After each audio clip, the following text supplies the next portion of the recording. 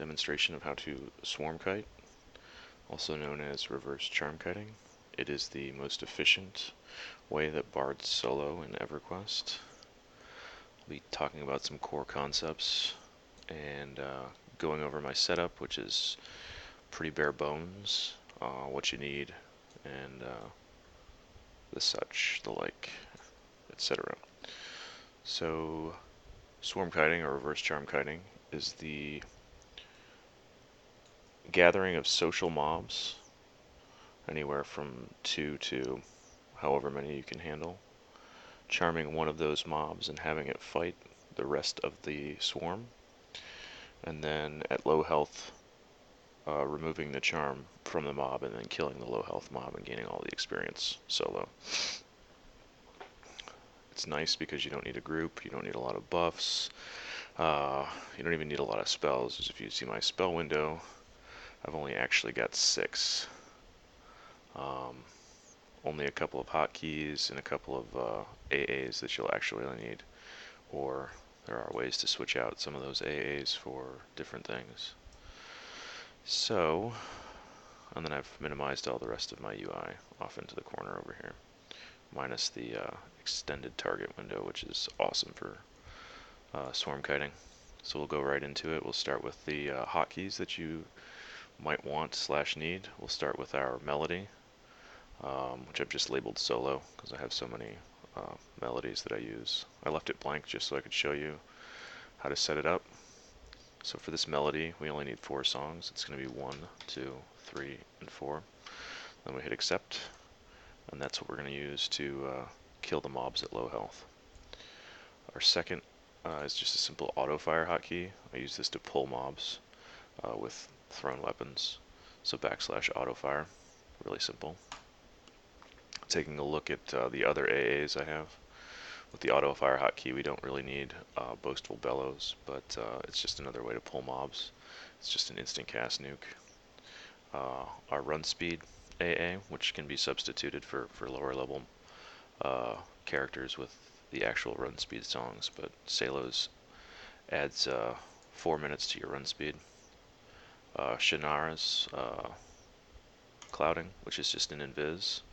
Now, if you're not high enough for this invis, I recommend either getting a instant cast invis clicky or buying the cloudy potions from the vendor in POK, because you really want an instant invisibility to break charm quickly. And then, last but not least, is our fading memories, which is, well, let's face it, our absolute best AA, which just essentially drops all aggro from everybody. Not that we need it too much in charm kiting, but every once in a while it does happen, so it's good to have it there. Going through our spells really quickly, we have our 4 dots, which is just one of each type at the highest level. So they're pretty self-explanatory. We have our charm, and then we have the Aura of Solara, which is obviously only for higher levels. What this does is pretty much prevents us from needing to med if we get hit, take low health. I've been beaten down to 5% when I'm kiting too much, and then over time regenerated back to 100%. So I'll go ahead and click that on. It's also the only reason that we have the aura window up, because it's the only way to tell whether or not it's still on, other than looking at our spell window to see if we're still taking heals from the actual aura. So I always like to have that so I can see it.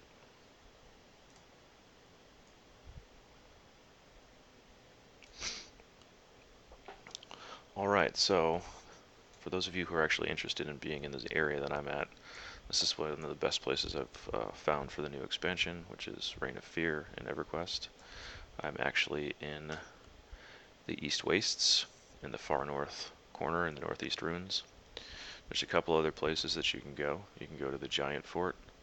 It's a decent place. There's a quest that you can get for killing the mobs so long as you kill them while you're inside the fort.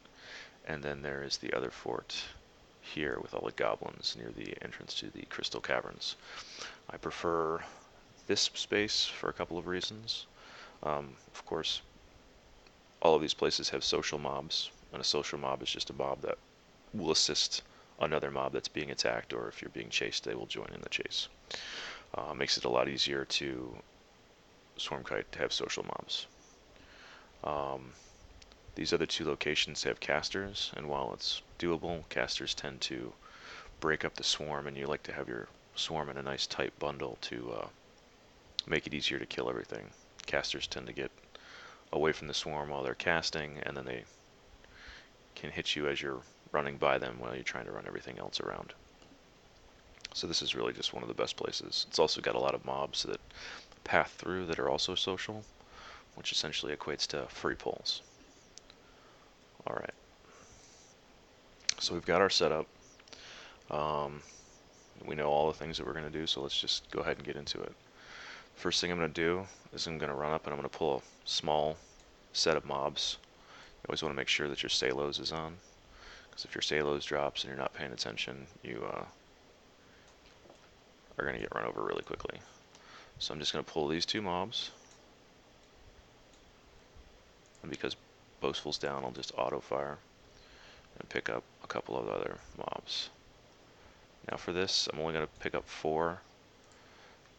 I prefer to kite with more, only because it's they die quicker. But right now I'm just rounding up all my tunes here, as you can see. This guy's going to add, so I guess we'll just grab him now so we get our nice tight bundle. Just like that. Now what we want to do is we kind of want them to all get into a nice tight pack, and then we're going to run around in a circle. You don't even have to see the mobs, but I know they're close enough. I'm going to charm one, the one that I'm targeted. It's going to drop from my extended target and become my charm pet. I'm going to target one of the other mobs, and then just tell my new pet to attack them. I'm going to run around in a circle a couple of times until I'm convinced that all of the mobs are attacking my now pet. And now I just stand here and I watch until this health bar is low. The more mobs you get, obviously, the quicker that health bar goes down, although it becomes more difficult to predict. Now, as you can see, I got the mob down to 2%, which means I only have to do 2% damage to gain the experience. My solo melody, and we just wait. We'll just keep running around in a circle. Always keep an eye on your Salos to make sure that it's up. It's instant cast, and it doesn't cost any mana, so I tend to hit it as I'm doing this when I'm killing mobs. Now, I could actually stop my melody right now if I wanted to, because he's pretty low on health, and he's going to end up dying. And there's an AA. And that's pretty much it. It's really that easy. I'm going to pick up another mob here to replace him. Now, the more confident you get, the more mobs you can pick up, and the quicker these things die. Now, you can kill them one at a time, like I just did on that first one, or you can charm a pet, send him back in, and then once he's low health, break charm, charm another one, and then use your last pet to help you kill the other ones, essentially getting all the mobs down to low health all at once, and then killing them all very close together.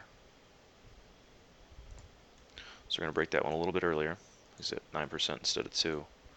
And the timing on this is just something that you have to get accustomed to. So when you get really comfortable with it, you can pretty much predict how much damage you're going to do and when you should break it. Now you see that the last pet is assisting in killing my new pet, which means I'm doing more damage than I would have done if I was just to kill him right out. Oh, see, and now I messed up because I hit the wrong thing. I guess I should note that while Fading Memories will make you invisible, it will not break charm like regular invisibility will. So we lost that one, and that's actually somewhat common. So the more mobs that you have, the more likely you are to lose one now and again. But don't let that discourage you. We just carry on. And as you can see, it's a pretty quick, pretty easy way to solo. It's extremely efficient. So we'll break that one a little bit early.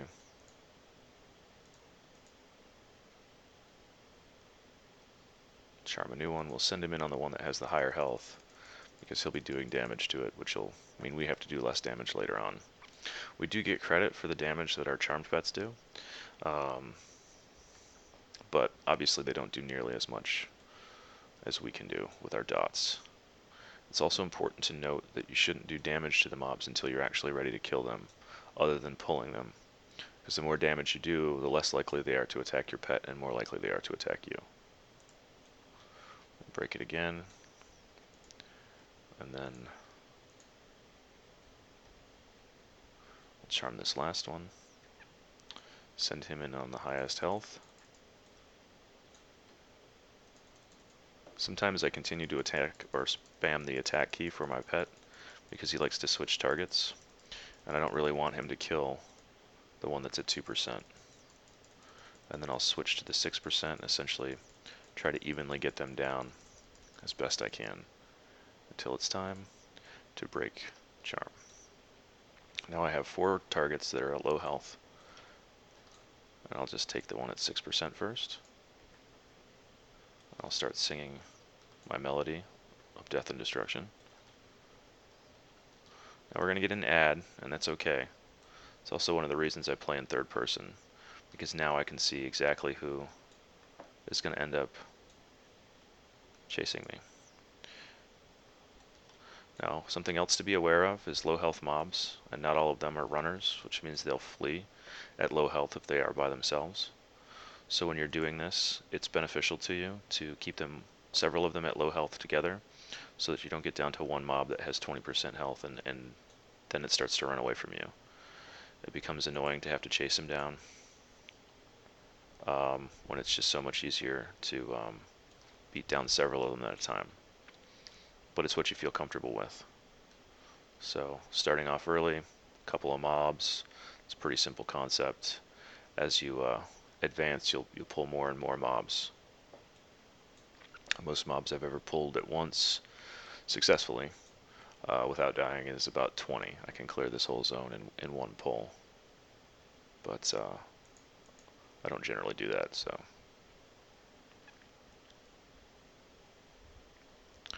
that's really just about it. I'm going to finish off these mobs. As you can see, they're dying pretty easily. And then I'm going to take my fat loots. And that's it. Hope you enjoyed. Bye-bye.